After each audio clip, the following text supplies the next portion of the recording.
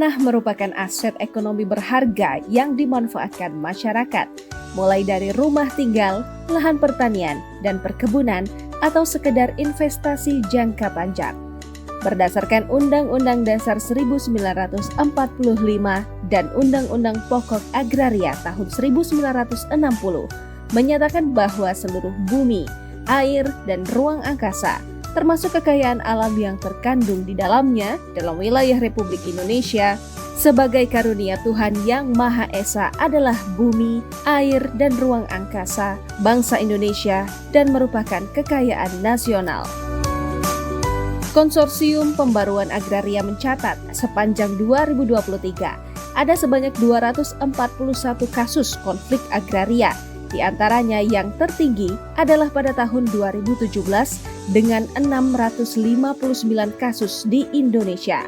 Oleh karena itu, untuk mencegah penyerobotan tanah dari pihak-pihak yang tidak bertanggung jawab dan memberikan kepastian hukum dan perlindungan atas tanah, pemerintah melalui PP nomor 24 tahun 1997 menerbitkan sertifikat hak sebagai bukti kepemilikan sah terkuat atas tanah.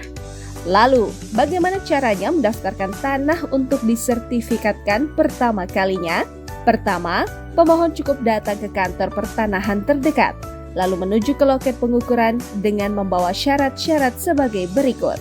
Pemohon akan dikabarkan oleh petugas apabila peta bidang tanah sudah keluar.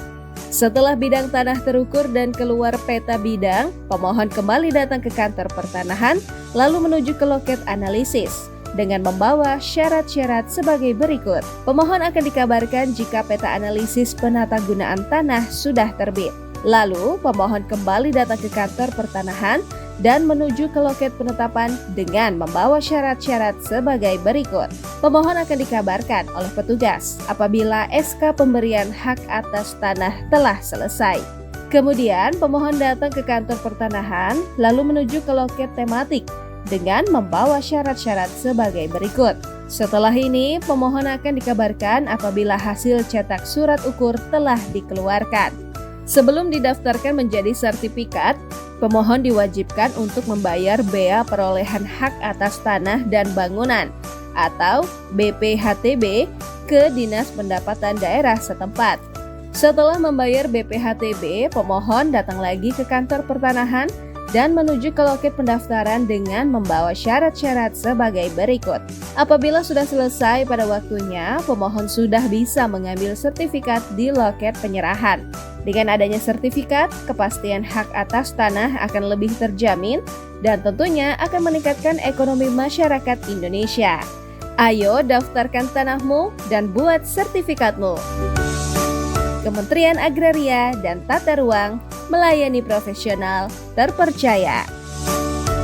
Untuk informasi lebih lanjut, simulasi biaya dan lain-lain, unduh aplikasi Sentuh Tanahku di Google Play atau App Store.